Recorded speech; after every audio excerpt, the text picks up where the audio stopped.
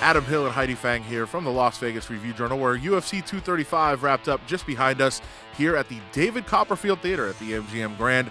March 2nd, it all goes down at T-Mobile Arena right across the street.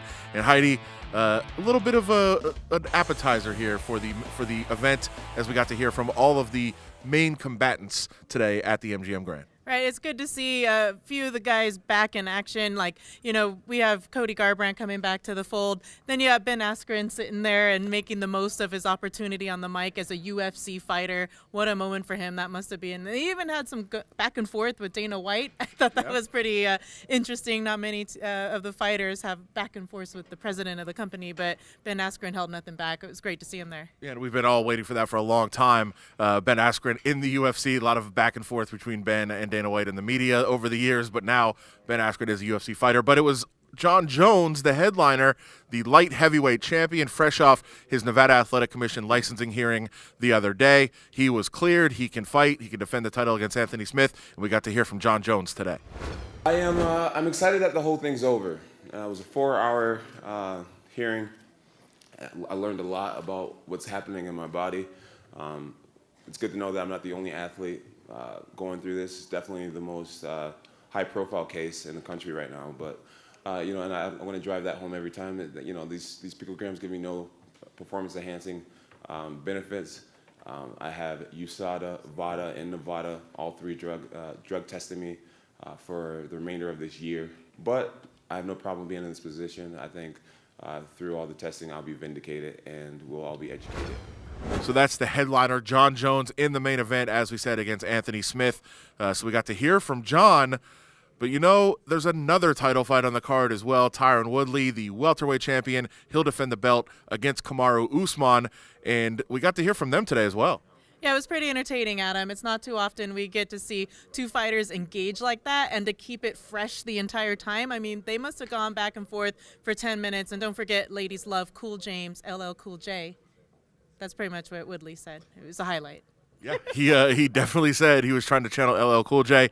And as you said, 10 minutes or so back and forth, uninterrupted. We'll hear a little bit of that right now.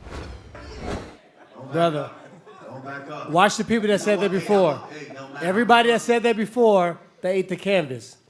And the referee was coming to peel me off of it. Anybody can put their head down and throw a haymaker and pray, hope it lands. God.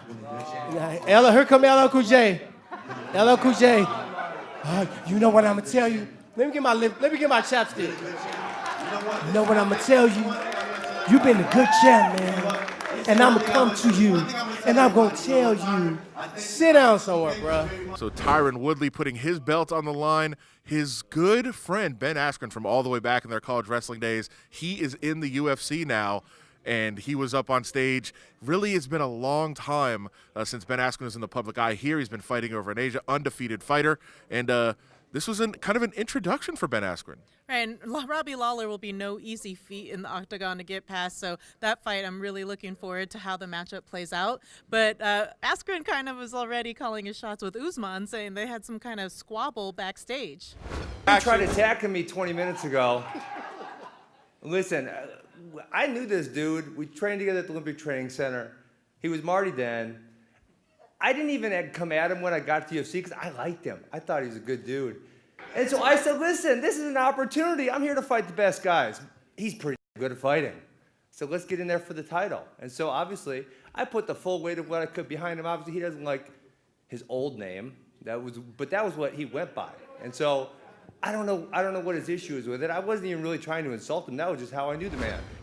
Yeah, and as Dana White confirmed, this did go down. A little bit of fracas, a little bit of at least some raised tempers backstage between Askren and Usman. That's one to keep in mind down the road. Askren won't fight Tyron Woodley. He said he will never fight him. They're good friends. Won't challenge him for the belt. But if Usman should take the belt, that becomes very interesting. Keep that in mind. Circle this date, and we may have to come back to that at some point down the road. Well, Heidi, that was a fun press conference. Certainly, we did get to hear a little bit of news. Holly Holm, Aspen Ladd, they will not fight on this card. It's a stacked card, a lot of great fights. That fight won't happen, though. Dana said they're going to try to figure out new fights for both of them, probably not on this card. But overall, UFC 235 should be fun, and we got to hear a lot about it today.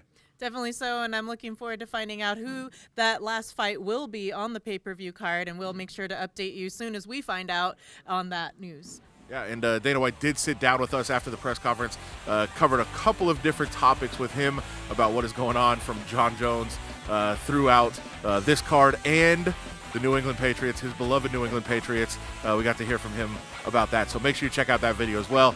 But thanks for checking out our coverage from the UFC 235 press conference and all the way through UFC 235 here in Las Vegas. Make sure you keep it locked at the Review Journal. For Heidi Fang, Adam Hill, we'll talk to you guys again real soon.